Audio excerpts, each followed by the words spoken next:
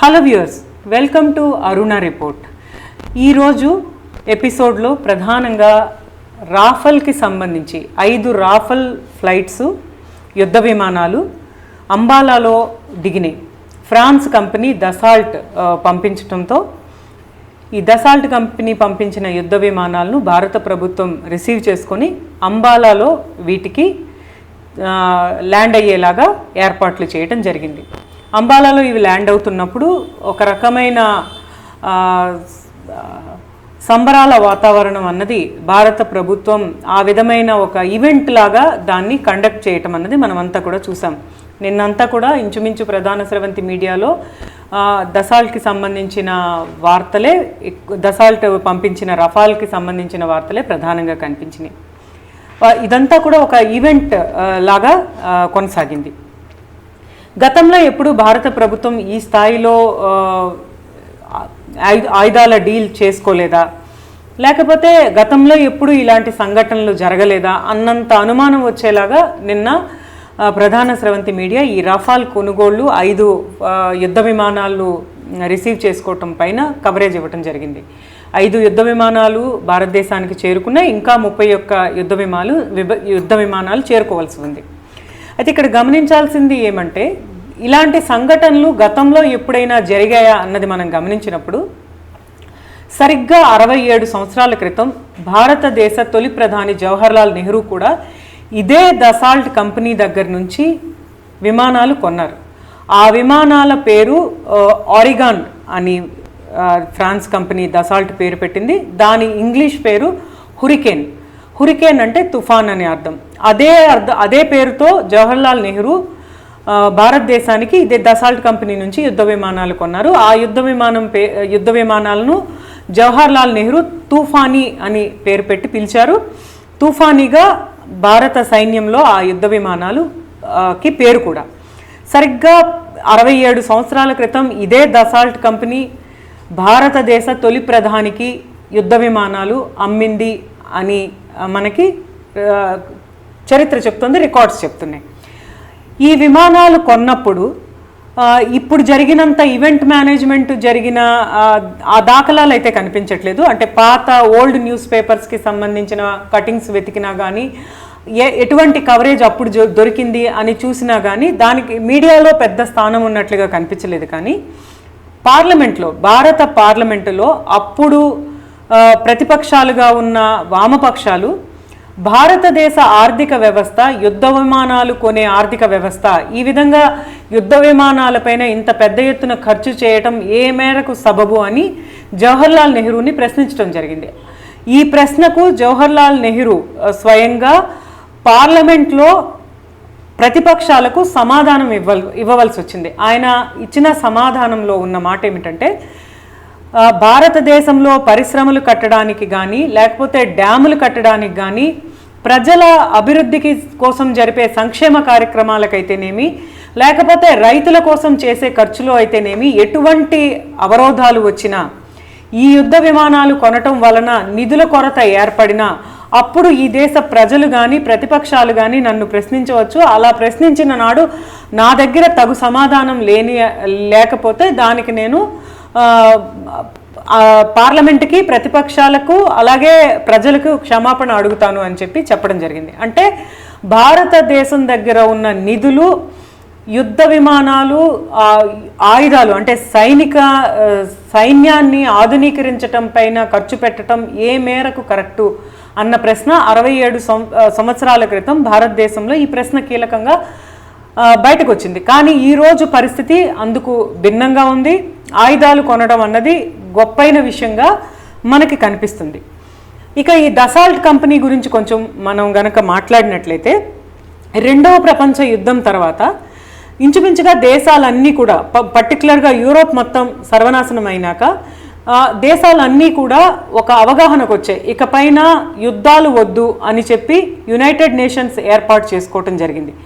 ఒకవైపు యుద్ధాలు వద్దు అని యునైటెడ్ నేషన్స్ ఏర్పాటు చేసుకుంటున్న తరుణంలోనే యూరోప్లో ఫ్రాన్స్ దేశంలో ఈ దసాల్ట్ కంపెనీ అనేది పుట్టింది. ఈ దసాల్ట్ కంపెనీ యుద్ధాల కోసం ఆయుధాలు తయారు చేసే కంపెనీ. ఈ కంపెనీ యొక్క గ్రోత్ అన్నది దినదినంగా చాలా ఎక్కువగా ఎదిగింది. ఈ కంపెనీ పుట్టినప్పుడు అంటే ఈ రెండవ ప్రపంచ యుద్ధం తర్వాత ఈ ఫ్రాన్స్లో ఈ దసాల్ట్ కంపెనీ ఓపెన్ అయిన తర్వాత మొట్టమొదటిసారి ఉత్పత్తిగా 567 యుద్ధ విమానాలు ఉత్పత్తి చేస్తే అందులో 104 యుద్ధ విమానాలు ఆ సమయంలోనే భారతదేశం కొన్నది. ఇక ఈ దసాల్ట్ కంపెనీ లాభాలు ఏ విధంగా ఉంది, ఈ దసాల్ట్ కంపెనీ ఏ విధంగా తన సంపదని వృద్ధి చేసుకుంది అన్నది కనుక మనం చూసినట్లయితే, ప్రస్తుతం ఈ దసాల్ట్ కంపెనీ ఏదైతే రెండవ ప్రపంచ యుద్ధం తర్వాత యుద్ధాలు వద్దు అనుకున్న తర్వాత ఏర్పాటు చేసిన ఆయుధ కర్మాగారం ఏదైతే ఉందో, ఈరోజు దాని టర్నోవర్ ఏ విధంగా ఉందంటే 61,371 కోట్ల యూరో, 71 కోట్ల యూరోలు ఈ కంపెనీ టర్నోవర్. గత ఏడాది ఈ కంపెనీ రెవెన్యూ ఎంత అని చూసినట్లయితే 7,136 కోట్ల యూరోలు ఈ కంపెనీ సంపాదించింది. సో ప్రపంచంలో ఉన్న టాప్ 20 ఆయుధాలు తయారు చేసే కంపెనీల పరిస్థితి ఇంచుమించుగా దసాల్ట్ లాగే ఉంది. ఈ విధంగా ఆయుధాలు తయారు చేసే కంపెనీలు 16 దేశాలలో ఉంటే ఆ 16 దేశాల కస్టమర్లు భారతీయ ప్రజలు. అంటే ఈ 16 దేశాల దగ్గర నుంచి భారతదేశం యుద్ధ సామాగ్రిని, ఆయుధాలను, సైన్యాన్ని ఆధునీకరించే సామాన్లను కొంటూ ఉంది. ఇక భారతదేశం ఏ మేరకు ఆయుధాల కోసం ఖర్చు పెడుతుంది, ఏ మేరకు మనకి ఇంకా ఆయుధాలు రానున్నాయి అన్న జాబితా కనుక మనం ఒకసారి పరిశీలిస్తే, కీలకమైనవి నేను తీసుకున్న చిన్న చితక అవన్నీ వదిలేసి పెద్ద ఏవైతే న్యూస్ పేపర్లో ప్రముఖంగా రిపోర్ట్ అయ్యాయో వాటిని నేను తీసుకొని మీ ముందు పెడుతూ ఉన్నా. ప్రస్తుతం దసాల్ని తీసుకున్నట్లయితే ఈ దసాల్ట్ ఏదైతే రఫేల్ విమానాలు పంపించిందో ఇవి చూసినట్లయితే 5 విమానాలు వచ్చాయి. ఒక్కొక్క విమానం 1,600 కోట్ల రూపాయలు, 1,600 కోట్లు ఇంటూ 5 విమానాలు. ఇక 31 యుద్ధ విమానాలు ఇంకా రానున్నాయి. అంటే 31 ఇంటూ 1,600, ఒక్కొక్క విమానానికి 1,600 కోట్లు. మీరు అది క్యాలిక్యులేట్ చేసుకుంటే ఎన్ని వేల కోట్ల రూపాయలు అవుతుంది అనేది మీకు అర్థమవుతుంది. ఇది కాకుండా MiG-29 21 విమానాలు రష్యా నుంచి రానున్నాయి. అలాగే సుకోయి SO-30 12 ఫైటర్ ఫ్లైట్స్ రష్యా నుంచి రావాల్సి ఉన్నాయి. అలాగే బ్రెజిల్ నుంచి అవేక్స్ మారన్ EMB 145 దిగుమతి కానున్నాయి. అలాగే రడార్తో పాటు వాడే ఒక బ్యారియర్ A50 అనే ఎక్విప్మెంట్ ఒకటి, ఇది రష్యా నుంచి 2 సెట్స్ రానున్నాయి. అలాగే జర్మనీ నుంచి 4 ట్రాన్స్పోర్ట్ కోసం వాడే డోర్నియర్ రానున్నాయి. అలాగే Boeing AH-64 Apache UAV surveillance కోసం ఉపయోగించే ఒక రకమైన ఎక్విప్మెంట్ ఇది. ఈ సర్వేలెన్స్ కోసం ఉపయోగించే హెలికాప్టర్స్ IAI హెలికాప్టర్స్ అంటారు. ఇవి రష్యా నుంచి జర్మనీ నుంచి దిగుమతి కానున్నాయి. అలాగే ఇక నేవీ వింగ్కి చూసినట్లయితే ఇజ్రాయెల్ నుంచి కూడా చాలా ఎక్విప్మెంట్ మన దేశం దిగుమతి చేసుకుని. ఇక నేవీకి చూసినట్లయితే నేవీకి సంబంధించిన కొత్త ఎక్విప్మెంట్ భారత ప్రభుత్వం ఏం కొంటుంది అని చూసినప్పుడు మ్యారిటైమ్ పెట్రోలియం కోసం అని చెప్పి అమెరికా నుంచి 4 బోయింగ్ P-8 ప్లేన్స్ తెప్పిస్తున్నది. అలాగే జర్మనీ నుంచి 12 డోర్నియర్ DO-228 ఎక్విప్మెంట్ రానున్నాయి. అలాగే రష్యా నుంచి మరో 4 కెమోవ్ హెలికాప్టర్స్ రానున్నాయి. ఫ్రాన్స్ నుంచి హెల్త్ చేతక్ అనే మరో 4 హెలికాప్టర్స్ రానున్నాయి. అలాగే అమెరికా నుంచి సురోస్కి SX-60 సీహాక్ 24 దిగుమతి కానున్నాయి.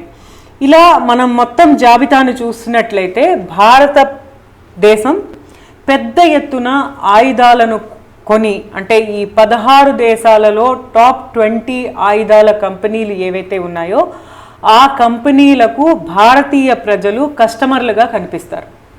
భారతీయ ప్రజలు అక్కడి నుంచి ఆయుధాలు కొనుక్కోవడం అన్నది, ఈ కంపెనీలన్నీ కూడా భారతదేశాన్ని ఒక మార్కెట్గా పరిగణిస్తాయన్నది మనం ఈ జాబితా మొత్తం పరిశీలించినట్లయితే మనకి స్పష్టంగా అర్థమవుతుంది. మనం కేవలం వారికి కస్టమర్లను మాత్రమే కాదు, ఎక్కువ ధర వెచ్చించి కొనే కస్టమర్లను కూడా. అది ఏ విధంగా అంటే, ప్రస్తుతం ఈ దసాల్ట్ కంపెనీనే తీసుకున్నట్లయితే ఏదైతే రాఫెల్ మనకు అమ్మిందో, ఈ సేమ్ యుద్ధ విమానాలు ఈజిప్ట్ కూడా 36 యుద్ధ విమానాలు కొన్నది, మనకన్నా తక్కువ రేటుకు కొన్నది. అలాగే ఖతార్ కూడా కొన్నది, ఖతార్ కూడా మనకన్నా తక్కువ రేటుకు కొన్నది అని చెప్తున్నారు. ఇక ఫ్రాన్స్ తన సైన్యం కోసం దసాల్ట్ నుంచి కొన్ని రాఫెల్ యుద్ధ విమానాలు కొన్నదని తెలుస్తుంది. సో ఈ విధంగా చూసినప్పుడు మిగతా వారందరికన్నా భారత ప్రభుత్వం ఎక్కువ ఖర్చు పెడుతుంది. భారత ప్రభుత్వం అంటే మన ప్రజల నిధులే ఎక్కువ వెళ్తున్నాయి అన్నది మనం అర్థం చేసుకోవాలి. ఈ విధంగా సైన్యాన్ని ఆధునీకరించటం, సశక్తీకరణ చేయటం దేనికి అని ప్రశ్నించుకున్నప్పుడు భారత ప్రభుత్వం చెప్పే సమాధానం, పాకిస్తాన్, చైనాలు మన ఇరుగు పొరుగు దేశాలుగా ఉన్నాయి కాబట్టి వాటిని ఎదుర్కోవటానికి మనల్ని సశక్తీకరించుకోవాలి, మన సైన్యాన్ని ఆధునీకరించుకోవాలి అని చెప్తున్నారు. అలా అనుకున్నప్పుడు అసలు చైనా దగ్గర, పాకిస్తాన్ దగ్గర ఎటువంటి యుద్ధ విమానాలు ఉన్నాయి అన్నది మనం పరిశీలించినట్లయితే పాకిస్తాన్ దగ్గర ఉన్నది F-16 అన్నది పాకిస్తాన్ దగ్గర ఉన్న అత్యాధునిక యుద్ధ విమానం. దీనిని 4 నుంచి 4.5 అంటే 4th జనరేషన్ 4.5 జనరేషన్ మధ్య యుద్ధ విమానంగా చెప్తారు. ఇక మనం కొన్న రాఫెల్ కనుక తీసుకున్నట్లయితే ఈ రాఫెల్ విమానం అన్నది 4.5 జనరేషన్ యుద్ధ విమానం అని చెప్తూ ఉన్నారు. ఇక చైనా విషయానికి వచ్చినట్లయితే చైనా సొంతంగా తనకి తానుగా తయారు చేసుకున్న యుద్ధ విమానం J-20 యుద్ధ విమానం తయారు చేసుకుంది. ఈ J-20 యుద్ధ విమానం 5th జనరేషన్ యుద్ధ విమానం అని చైనా చెప్తోంది. అయితే ఈ చైనా J-20 ఏదైతే తయారు చేసుకుందో ఇది ఇంతవరకు యుద్ధాలలో పార్టిసిపేట్ చేసి తన సామర్థ్యాన్ని ఇంకా తెలియజెప్పలేదు ప్రపంచానికి. అంటే మనం రాఫెల్ని కనుక తీసుకున్నట్లయితే రాఫెల్ ఆఫ్ఘనిస్తాన్లోనూ అలాగే లిబియాలోనూ సిరియాలోనూ ఉపయోగించడం జరిగింది. అంటే ఆఫ్ఘన్ ప్రజలపైన, సిరియా ప్రజలపైన, లిబియా ప్రజలపైన ఈ రాఫెల్ అన్నది ప్రయోగించడం జరిగింది. మనకు తెలుసు ఆఫ్ఘన్ యుద్ధం ఏ విధంగా జరిగింది, లిబియాలో ప్రజలు ఏ విధంగా ఇబ్బంది పడ్డారు, సిరియా ప్రజలు ఎంత దారుణమైన బాధలు పడ్డారు అన్నది తెలుసు. ఆ యుద్ధాలలో ఈ రాఫెల్ యుద్ధ విమానం ఉపయోగించడం జరిగింది. కాబట్టి దీని శక్తి సామర్థ్యాలపైన ఒక అంచనా ఉంది అని నిపుణులు చెప్తూ ఉన్నారు. ఇక చైనా దగ్గర ఉన్న J-20 ఏదైతే 5th జనరేషన్ అని చెప్తున్నారో దానికి యుద్ధంలో నేరుగా పార్టిసిపేట్ చేసిన అనుభవం లేదు కాబట్టి దాని శక్తి సామర్థ్యాలు అంచనాకి రాలేమో అన్నది ఒక వాదన.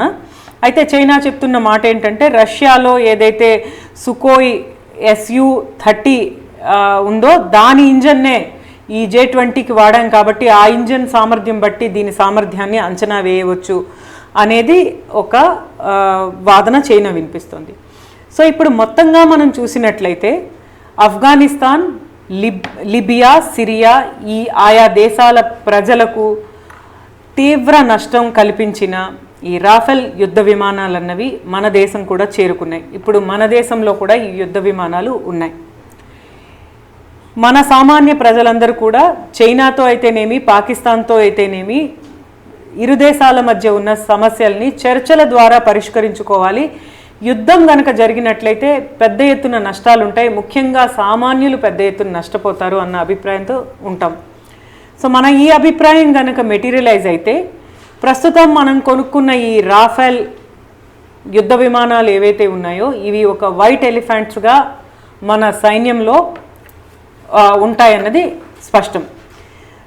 మొత్తంగా చూసినట్లయితే నిన్న ఏదైతే 5 యుద్ధ విమానాలు వచ్చాయో ఒక పెద్ద ఈవెంట్గా ప్రొజెక్ట్ చేయడం జరిగింది. కానీ మనం గమనించినట్లయితే భారతదేశానికి స్వతంత్రం వచ్చిన దగ్గర నుంచి ఆయుధాలు కొనటం అంటే భారత ప్రభుత్వం ప్రపంచంలో యుద్ధ సామాగ్రిని కొనే ఒక ఆయుధాలు కొనే ఒక మార్కెట్గా కనిపించింది అన్నది మనకు స్పష్టమవుతుంది.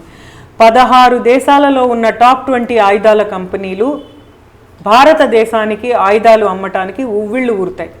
ఇటీవల కాలంలో మనం చూసాం రష్యా ఏ విధంగా ఆయుధాలు భారతదేశానికి అమ్మింది అనేది. సో ఈ విధంగా ఆయుధాలు కొనటం పట్ల 67 ఏళ్ల క్రితం భారత ప్రధాని జవహర్లాల్ నెహ్రూ ఉన్నప్పుడు ప్రస్తుత ఆర్థిక వ్యవస్థలో యుద్ధ సామాగ్రిపై ఈ స్థాయిలో ఖర్చు పెట్టడం సబబా అని అడిగే ప్రతిపక్షం ఉంది. ఈరోజు ఆ తరహా ప్రతిపక్షం లేదు కనుక ప్రజలే ఈ విషయం పైన అప్రమత్తంగా ఉండాల్సిన అవసరం ఎంతైనా ఉంది అని భావించి ఈ డీటెయిల్స్ మీ ముందు పెట్టడం జరిగింది. ఈ ఎపిసోడ్ ఎలా అనిపించింది అనేది మీ కామెంట్స్ రూపంలో తెలియజేయండి. అలాగే ఆల్టర్నేటివ్ జర్నలిజానికి పెద్దపీట వేయండి. ఈ ఎపిసోడ్ లైక్, షేర్, సబ్స్క్రైబ్ చేయటం మర్చిపోవద్దు. Thanks for watching.